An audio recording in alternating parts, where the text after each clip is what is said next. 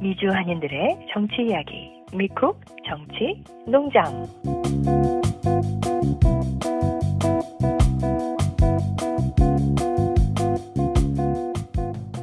안녕하세요, 애청자 여러분. 미쿡 정치농장입니다. 저희도 어김없이 또 일주일 뒤에 돌아왔습니다.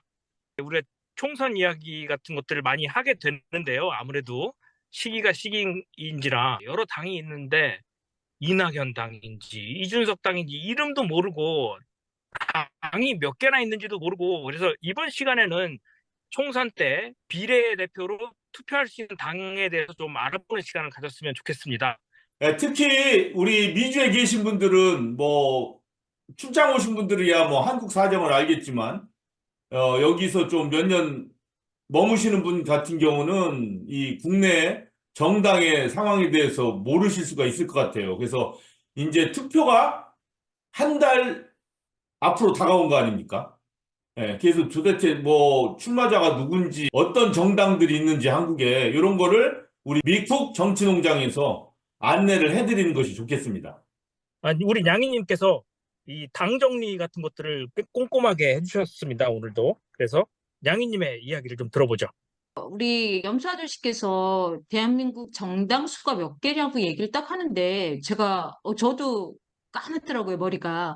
그냥 우리가 보통 국민의힘과 뭐 더불어민주당, 유명한 용해인 의원이 있는 뭐 기본소득당, 뭐 그 정도, 그리고 진보당, 정의당 뭐 이 정도만 안다고 생각했는데 최근에 나오는 게 또 국민의힘, 국민의 미래, 개혁신당, 네, 개혁진보연합 그렇게 막 그래서 미래, 국민힘, 민주, 뭐 진보, 개혁 이런 말들이 막 비슷비슷하게 계속 돌고 돌아서 너무 헷갈려요. 네. 일단은요, 이 자료는요, 대한민국 중앙선거관리위원회에 있는 통계된 자료와 대한민국 국회에서 공식적으로 다 웹사이트에 나와 있는 자료를 토대로 그 그림으로 돼 있는 자료 같은 경우는 그대로 갖고 왔고요.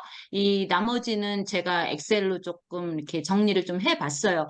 지금 이렇게 보시는 것처럼 총 현재 있는 정당 수가 53개나 돼요. 그중에서 지금 와, 너무 그, 엄청나죠. 저도 네, 이렇게 많은지 의외네요. 난 몰랐어요. 한 많아야 10개 정도 되나? 허경영 씨 뭐 이런 거 합쳐서 그런 줄 알았어요. 그러니까요. 그중에서 지금 국회의원을 갖고 있는 정당이 무소속을 빼고는 7개 정당이 갖고 있어요. 그래서 위에서부터 딱 보면은 저기 하이라이트에 있는 게 뭐 녹색 정의당 6명, 뭐 더불어민주당 163명, 진보당 1명, 뭐 새진보연합 1명, 새진보연합이 바로 그 소득 기본소득당 용해인 기본소득당, 의원님들구나. 네, 예. 그거고요. 그다음에 국민의힘 113명, 그리고 밑에 개혁신당은 국민의힘에서 나온 이준석 대표가 있는 당이죠, 4명. 그리고 새로미래, 여기는 이낙연 대표하고 또 김종인 민주당 의원이 나온 그래서 1명 있고, 네, 그다음에 무소속 8명 이렇게 돼 있는 상태예요. 그러면 다음 그림에 그게 좀 잘 나오나요? 예, 국회의원 총수는 네, 300명이죠? 네, 총 300명인데 현재는 297명이에요. 국회의원직을 상실한 의원들이 우리가 지금 잘 아는 최강 의원도 있고, 그리고 국민의힘의 그 또 의원이 1명 있고요. 그리고 현재 실제로 재판 중인 의원도 꽤 많이 있어서 실질적으로는 더 많이 줄을 수 있는 것 같아요. 그래서 보면 더불어민주당이 163석, 그래서 국민의힘은 113석, 녹색정의당 6명, 개혁신당 4명, 진보당 1명, 그리고 새진보연합 1명, 새로운미래 1명, 무소속 8명. 네, 이거는 국회의원 수를 여자와 남자 성별로 구별해 본 거예요. 아직까지는 남자가 241명, 81.1%로 엄청나게 많이 있죠. 그래서 제가 듣기로는 이제 정당별로 여성 의원들 후보들한테 조금씩 가산점이 있다라고 얘기를 들었어요. 뭐 청년 의원도 마찬가지고요.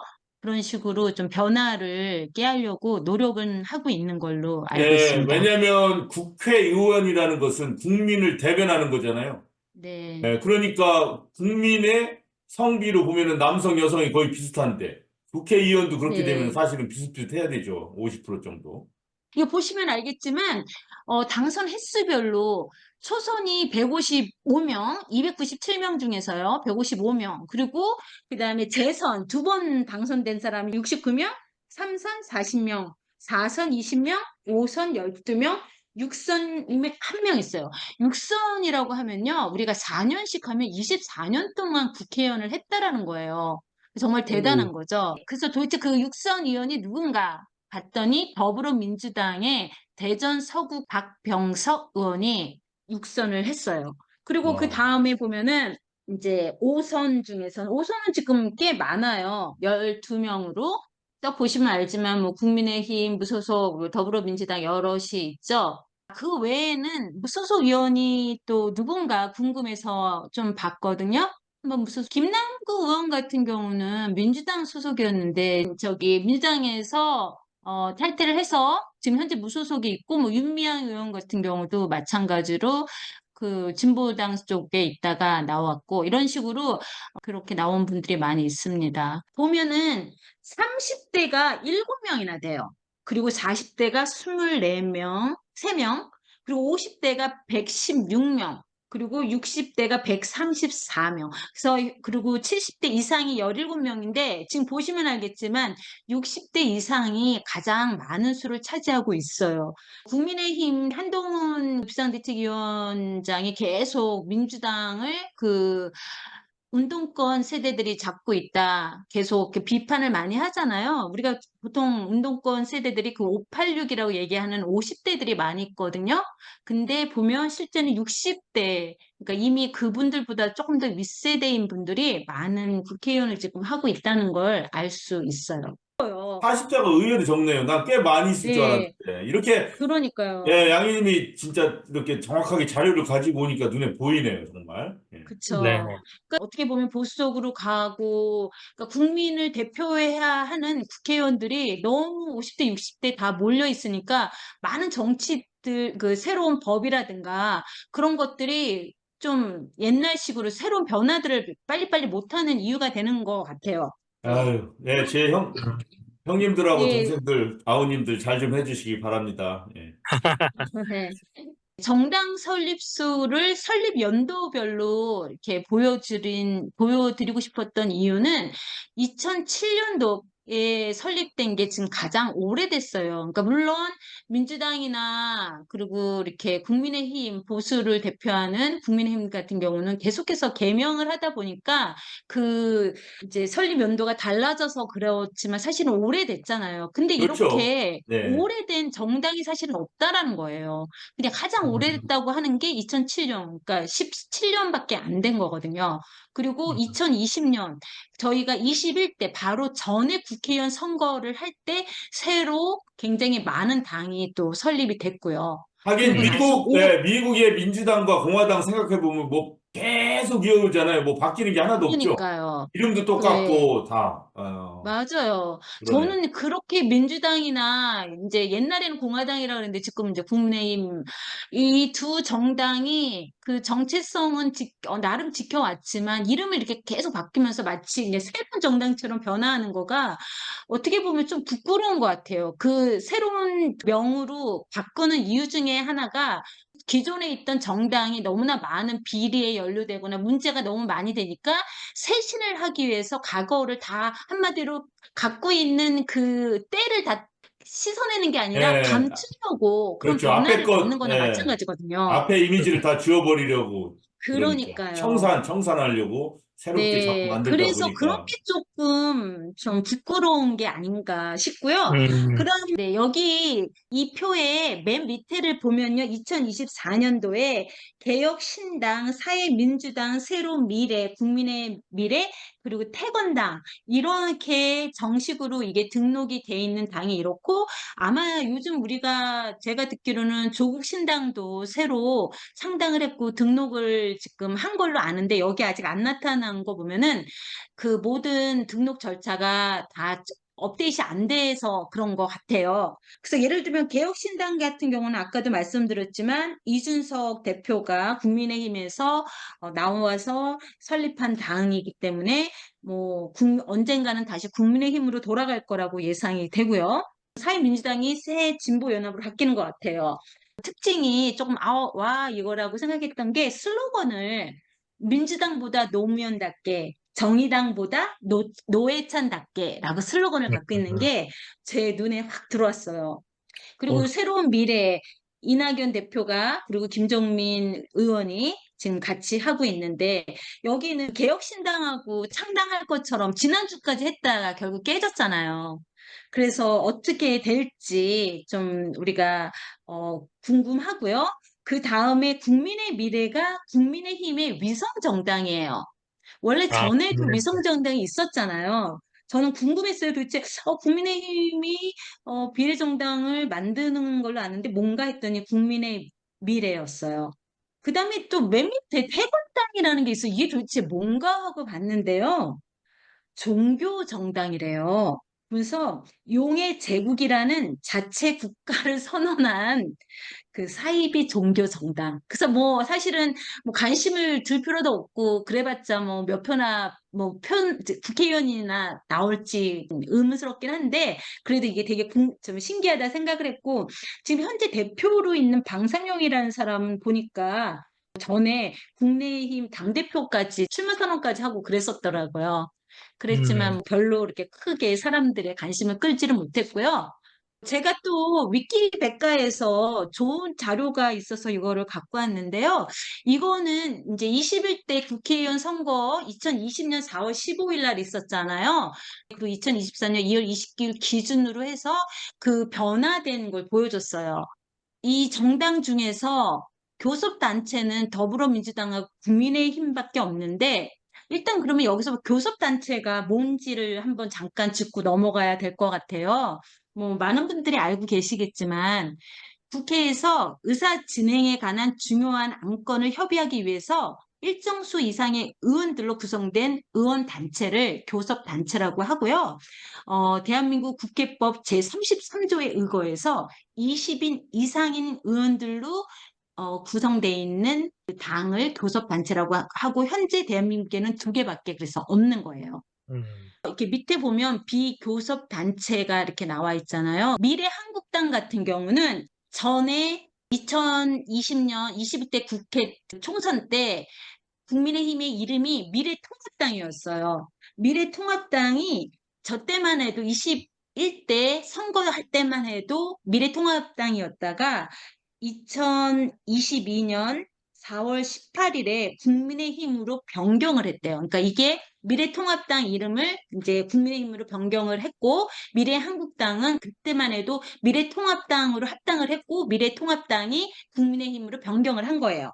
네. 음, 또 더불어시민당은 그때 똑같이 위성정당이었죠. 더불어민주당에. 그래서 더불어민주당으로 총선이 끝나고 나서 합당을 했고요. 국민의당은 우리 그때 안철수랑 그런 사람들이 있었던 당, 우리 많은 사람들이 알고 있죠? 국민의힘으로 합당을 했고요. 열린민주당은 정봉주 전 의원이 주도해서 만들었었는데 그때 이제 세석을 갖고 있다가 나중에 더불어민주당으로 또 마찬가지로 합당을 했어요. 그래서 지금 올해에 민주당 같은 경우는 위성정당 만들지 않겠다고 얘기를 했고 실제로 만들지 않았고요. 지금 용해인 의원이나 정의당, 아니, 진보당 이런 진보 정당들하고 구성이 돼서 지금 현재 새 진보연합이라는 이름을 갖고 있는데 그쪽하고 잘 협의해서 이제 비례 정당들 그리고 소수 정당들을 의석을 가질 수 있도록 이렇게 하겠다는 계획인 것 같고 하지만 국민의힘은 여전히 위성 정당을 만들었고 이렇게 하고 있고 그래서 국민들이 좀 좋은 판단으로 잘 선거를 해줬으면 좋겠다는 그런 마음이에요. 언론이 조금 양당 정치에 몰아가는 것이 아닌가, 그런 정치 형태를, 그런 생각도 듭니다. 예, 그 너무 얼토당토 않고 편협된 어떤 종교적 사관이라든가 뭐 어떤 역사 사관, 어떤 뭐 그런 특수 그룹들이 만든 소수 정당은 또 추천할 만하지 않죠. 그렇지만 현재 인식은 되지 않았지만 지향하는 바가 정말 진보적이고, 지금은 지지를 얻지 못하지만 좀 과학적이고 바람직한 그런 당들에 대해서는 관심을 좀 많이 가졌으면 좋겠어요, 우리 모두가. 네. 애청자 여러분들 투표하실 때 좀 어떤 당이 있는지, 어떤 당이 뭐 어떤 성격인지 도움이 되셨으면 좋지 않았을까 이런 생각이 듭니다. 다음에는 우리가 이런 식으로도 한번 해봅시다. 이게 우리 유권자 성향별로 예를 들어 나는 뭐 한반도에 전쟁이 안 일어나면 좋겠어. 뭐 나는 경제가 제우선이야. 아니면 나는 민주, 그다음 평등 이런 걸 중요시해. 나는 음, 노동자들이 좀 월급을 많이 받고 살았으면 좋겠어. 이런 식으로 좀 분류를 해서 그런 분들은 어떤 당을 투표하는 게 좋은지 이런 식으로도 안내를 해드리면 아주 좋지 않을까 이런 생각도 합니다. 네. 미국 소식도 잠깐 우리 공부 빼먹으면 안 되겠죠? 음살 씨? 영어를 통해서 미국의 정치 수사 공부를 하는 영어 한마디 시간인데요. 자, 오늘은 놀라지 마세요, 여러분. 어떤 단어냐? 휴강입니다, 휴강. 어우, 왜냐하면 여러분들이 그 참 먹고 살기도 바쁜데 영어 공부하느라고 너무 고생하는 것 같아서 하루 정도는 휴강을 해야 되지 않을까 제가 이렇게 해서 결정을 내렸어요. 고맙습니다. 그 대신 우리가 영어 실력을 쌓아야 되잖아요. 그래서 숙제를 내주겠습니다. 오늘 휴강 대신에. 무슨 숙제냐면 꿈에 바이든이나 트럼프가 나오면 영어로 대화하기. 아우, 숙제 알겠죠? 네네네. 예, 숙제 괜찮죠? 예, 꿈에 아우, 영어로 좋습니다. 얘기해 보셨어요? 너구리님 혹시 꿈에 영어로 얘기해 본 적 있어요? 아우, 저 한국말도 잘 못하는데요, 지금. 꿈에. 네, 저는 있어요. 있죠? 네. 그래서 그때 그러니까 잠에서 깨고 나서, 와, 이제 나는 이제 미국에 오래 살았구나. 그렇게 깨달았어요. 예, 저도 서너 번 있었던 것 같은데 다음날 일어나 보면 분명히 어제 영어로 얘기를 했거든요, 나는. 근데 실제 그 어떤 단어로 어떤 문장을 썼는지는 생각이 안 나고 마음만 나는 영어로 지금 대화하고 있다. 이런 생각을 해서 진짜로 영어로 한 건지 아니면 마음만 그렇게 생각한지 모르겠어요. 하여튼 자, 오늘 영어 한마디 숙제. 밤에 반드시 영어로 대화하기. 꿈에. 네. 밤에 아니라 꿈에. 예, 이거 숙제 내드리도록 하겠습니다. 예. 뭐, 증거가 안 남으니까 알아서들 잘 하시면 되겠습니다. 아, 오늘 함께 해주신 분들 감사드리고요. 다음에 또 재미난 이야기들로 정당 이야기, 뭐 우리 유권자들 입장에서 좀 어떤 당이 좀 좋을까, 뭐 이런 이야기들로 또 채워보도록 노력하겠습니다. 오늘 함께 해주신 분들 고맙습니다. 네, 모두들 수고하셨어요. 수고하셨고요. 좋은 꿈 꾸세요. 바이든 꿈이나 트럼프 꿈. 네. 개꿈 같은데.